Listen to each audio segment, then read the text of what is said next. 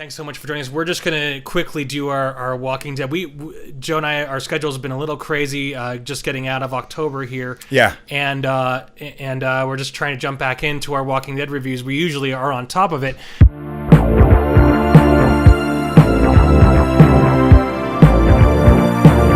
Getting back into our Walking Dead reviews. I hope you've been enjoying this season. I sure have.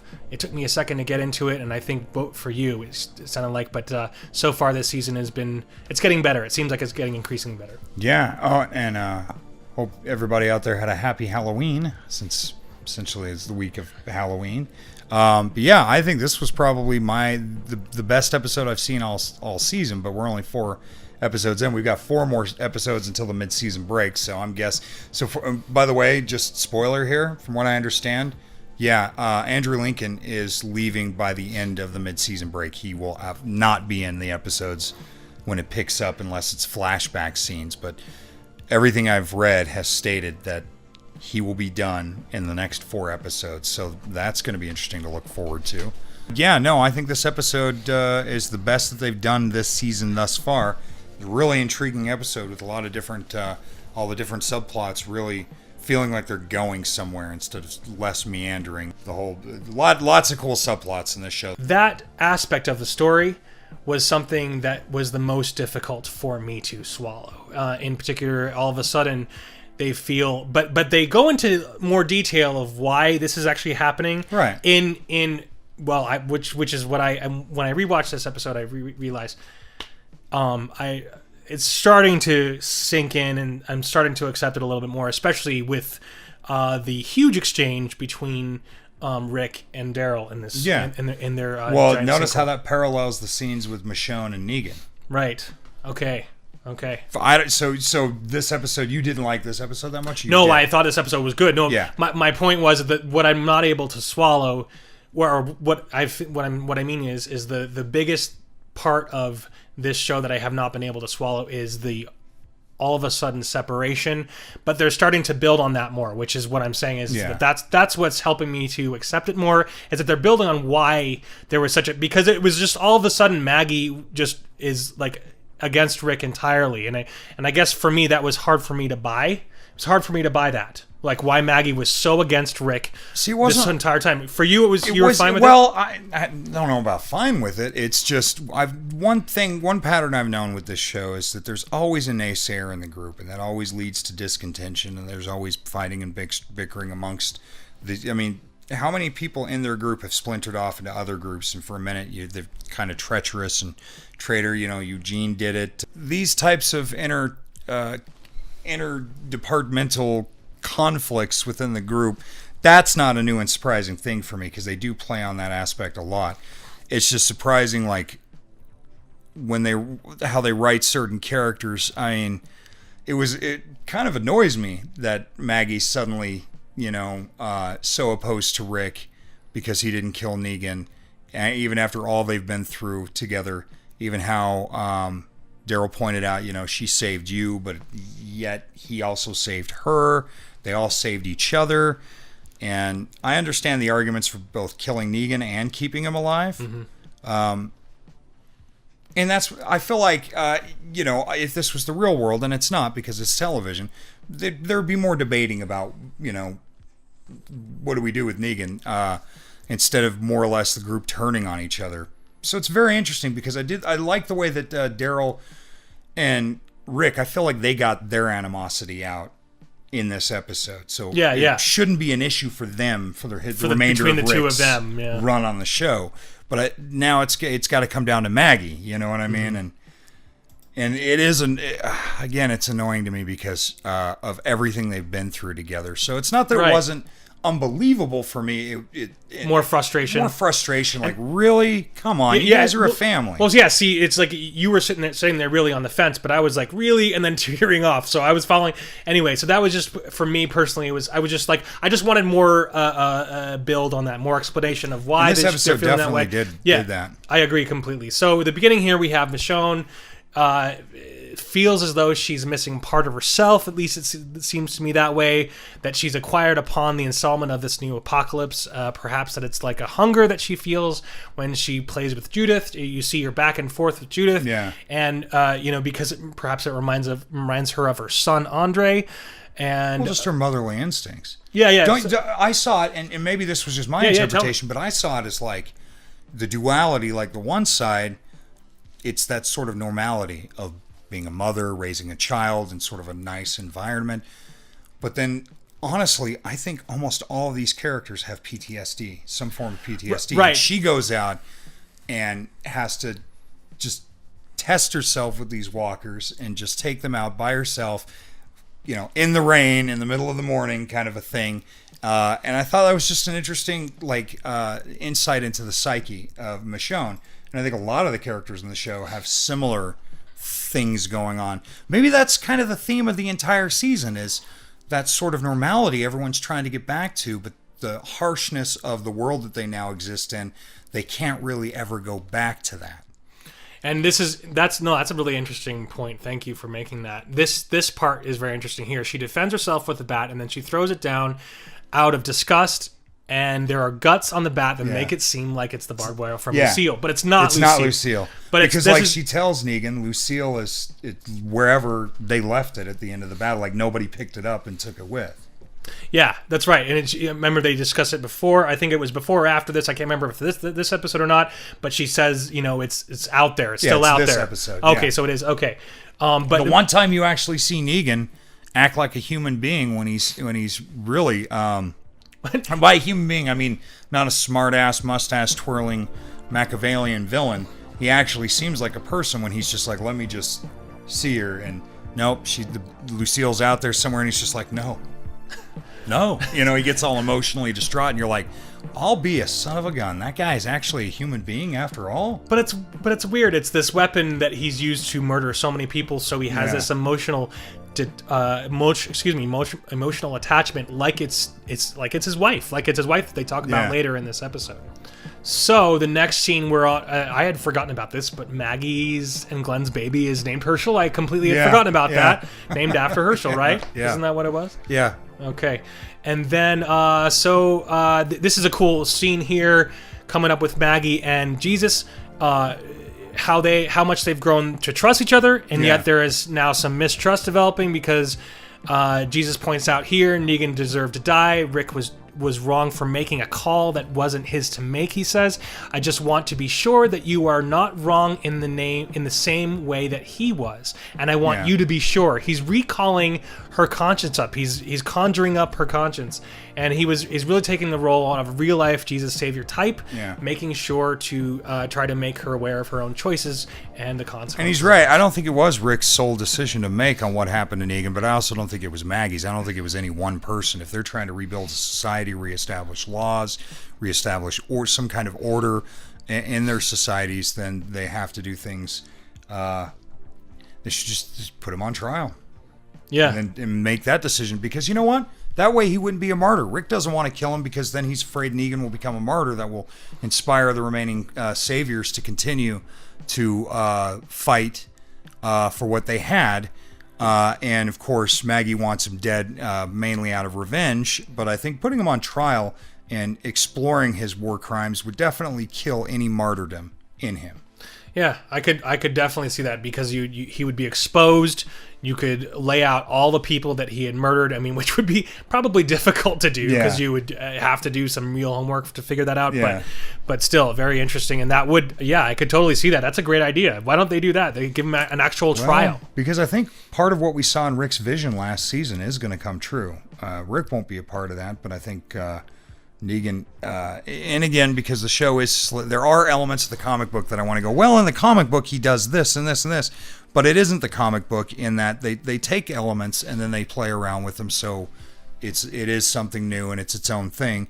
So there's always the chance that he could somewhat become a member of their society. And slightly redeem himself. They could put him on trial. He could be executed. Like Carl's vision. Like Carl's vision. Yeah. Remember that? Yeah, that's what I mean. Vision. Does anybody remember that? Do you guys remember that? The vision that Carl, or at least the dream that Carl has, where Negan's like just hanging out with him and he's part of their whole new community. Yeah. So that'll be interesting. Oh, hey, there's Eugene. So speaking of you. So we were going to get into that, and just but before we get into that, your details about what you feel about Eugene, because I'm dying to know. My my favorite character is Dwight. My two favorite characters are Dwight and Gabriel. Dude, I just love them, and I do want to see. We probably won't see Dwight if we see him ever again. We probably won't see him, but I would love to see how he's doing. So this is a funny moment because I have to. I know that these are frivolous, funny little parts of the script, but I think they're integral and such an important part of his character. The uproar of water, Eugene responds to it, but he seems it seems Mother Nature served us up a serious bowl of whoop ass in the form of an overnight deluge, effectively annihilating the upstream levee. So I mean, just the way the composition of the writing behind what he has to say there, I think is just incredibly well thought out. And I think he's a clown. I think he's solely there for comic relief. I think his character is so obnoxious and unentertaining. Do you forgive him at all for doing what he did in the last battle, the battle of last season? I don't know, man. I don't necessarily know if that makes a difference for all the people that he also helped kill while his time with Negan. Yeah. The reason I asked it's kind of like Luke Skywalker redeems Obi-Wan, but I don't feel like, Anakin, but I still don't feel like Anakin destroying the Emperor makes up for all the damage he did in the first place. Especially since he murdered children. Children, women, innocent people. Yeah, I don't. So no, I feel like Eugene is still an SOB, and at first he was an entertaining character, especially when you had Abraham there to watch his back, and now it's just like, how has he not died? Oh, because he's a manipulator, and he gets people to feel sorry for him and take him under their wing. I hate him. I hate his mullet, and I hate the way he speaks now. I get so tired of his little euphemisms. It drives me crazy. Like, dude, just layman's terms. It's not even enjoyable for me anymore. Okay, sorry. So I know that Joe doesn't like Eugene, but I am still slightly entertained by him. Of course, the things he did, etc. Those things are awful. I still am slightly entertained by him. The two herds, he named the two herds that are coming, and apparently they're running in parallel. He says here the Tybalt and Cordelia. These are from Shakespearean stories, Shakespearean works. Tybalt and Cordelia are running parallel as expected, but luckily show no signs of merging, which is first-rate news, not only for the camp's safety, but because once merged, neither Tordelia nor Cordalt had a particularly good ring to them. It was a funny moment. And there's a moment where Eugene is saying, it's like I could have read more books, I could have done this, I could have done that. And Rick says, it's okay, you're not just a bookworm. After everything, that's everything. And so I just really enjoyed the writing of that. Because Rick's last words to Eugene are, after everything, that's everything. So anyway, I thought that was brilliant. Carol illustrates that she's leaving the Saviors. She feels bad about it, although she's teetering on feeling bad, a little bit bad about that. But he also says something he says something like, you need to be able to take over. He says something like that. He alludes to, Rick wanting to passing the torch to Carol a little bit. So I don't know. There might. So I don't know. We might end up. Once Rick's gone, which we all know now, which is still so stupid. I know it's so lame. If we did not know that he was going to die, it's like it would be an incredible season. I think. I mean, I'm not losing any sleep over it. It's just wow, what a surprise that really would have been. Yep. To go, holy crap, they just killed off the lead actor of this show after all these seasons. That's kind of interesting. But now that emotional impact, for me, it's probably not going to be as powerful as they're going to try and milk it for. And you know that they're going to try and go for the heartstrings big time with that. But again, because they spoiled it, it probably won't affect me as much. But I think it's basically foreshadowing elements of who is going to take over. Right. Those words will ring in her ears, and she'll step up to that. And but it does make me think because Maggie's been kind of in line for that, and so it makes you think. This just makes me think for a second that we could see a squabble between Maggie and Carol later on in the future. That wouldn't surprise me one bit. So because Maggie's kind of just doing her own thing with the attitude of like, I'm right, and this is how it is, and I'm in charge. And I guess that's what annoys me is after spending so much time with people who've relied on each other so much to just discard them all for the sake of, it's like you watch these characters become the things that they hate and the things that they fight against. And it's frustrating. I don't like to see brothers turn against brothers and sisters turn against sisters, but that also makes for some compelling storytelling. So what do you do? Yeah, definitely. I completely agree with you on that. So then we have Jerry warning Rick about Maggie on her way to Negan. Yeah. Rick tries to relay the message, and Rachel actually relays the message. Negan and Daryl, of course, Daryl, hop on, I'll take you. Yeah. It's great, funny. So this is actually, I love this scene. I love the fact that Daryl and Rick are thrown into their super deep yet narrow hole that's been dug conveniently for them to fall into. What do you think of, this scene was actually amazing to me. I thought it was great. The first thing I thought of is why is that hole there and how did they fall into it? But I know in a way, this is probably as close to a bottle episode as The Walking Dead gets. And bottle episodes are traditionally in sitcoms and dramas where people are trapped in a space together and they're forced to work out their differences or to reveal things about themselves, who their characters are. It fits that element with those characters, and because they got a lot of crap out. And I liked that. I liked the interaction. I just, Daryl, it's okay to smile once in a while and to have a different face than just the angry face that he makes all the time behind the hair. You know what I mean? It's, dude, you're going to have to step up and be one of the leaders when Rick's gone. So, get some charisma back. And that is one thing. It's like in almost every episode, you got Daryl's almost his whole face covered with hair and mud and blood. Yeah. So, So here's what you were talking about before. You were talking about how the parallels between Negan and Michonne and Rick and Daryl here. They're both going through their dealing with each other and getting some stuff out there. So yeah. And I think the way Michelle, to be honest with you, not Michonne, Michonne. I think the way Michonne interacts with Negan and the way she doesn't really fall for his manipulation or doesn't really let him goad her as much as Rick does. I think it's more interesting than the dynamic between Rick and Negan. Because with those two, it's just a pissing contest. Who's the tougher guy? Who's the better leader? And with Michonne, it's something completely different. Yeah. And I think that dynamic is kind of new and fresh. Yeah, it is. Because we've really only seen, for the most part, Rick and Negan go at it in the way that they do. Well, especially we're seeing softer sides of Negan, and which is bizarre. Yeah. So, but I do love the exchange that happens here. Yeah. See, now I thought this was some really good dialogue. I loved it. I thought it was extremely well written. It was so good. Yeah, I like how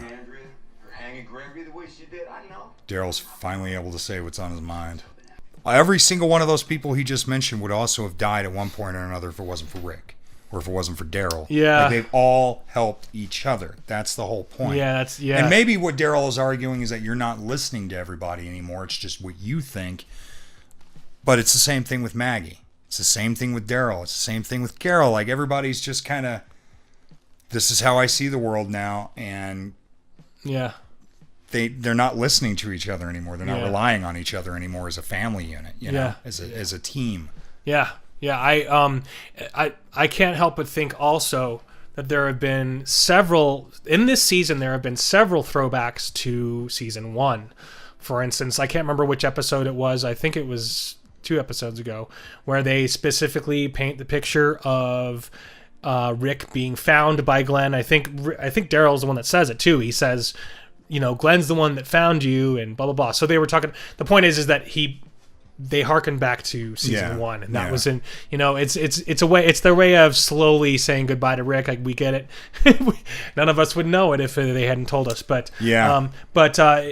So there's a lot of shout outs or callbacks to season 1 in this season. So There's two sides to that argument. yeah, and it's a fundamental difference of like you were just saying before, of how they view what the world is, and they both have these fundamental views that have split completely apart, which can be very challenging. And it's so, a fine line, because on the one hand, keeping Negan alive prevents him from being a martyr, but on the other hand, it does give the Saviors hope that maybe one day, that he'll get out, or he'll become a leader again. And so it's like a really, again, how do you deal with that? Well, the only thing I can think of logically is put him on trial, bring up his list of crimes, make it public to both the Saviors, so that they know that this is a martyrdom here. Like, this man has done terrible things.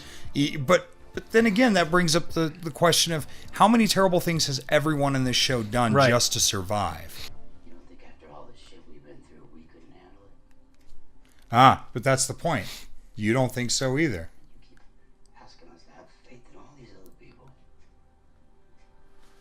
Truth is, you don't have enough faith in us. Clearly, See, I don't. neither I'm not does sure if I Jesus, agree. Daryl, or Maggie. Yeah, Do you it's know like what I mean? yeah. So he what he's saying is basically nobody has faith in each other. That's But he's not putting it in that perspective. right. He's just putting it all on Rick. But that's a problem. Is that it doesn't seem like any of these characters want to accept the accountability of the responsibility of their choices here. That it's not just one person, man. It's all of them as a group, and it's either like what's the saying on the show? Live together or die alone.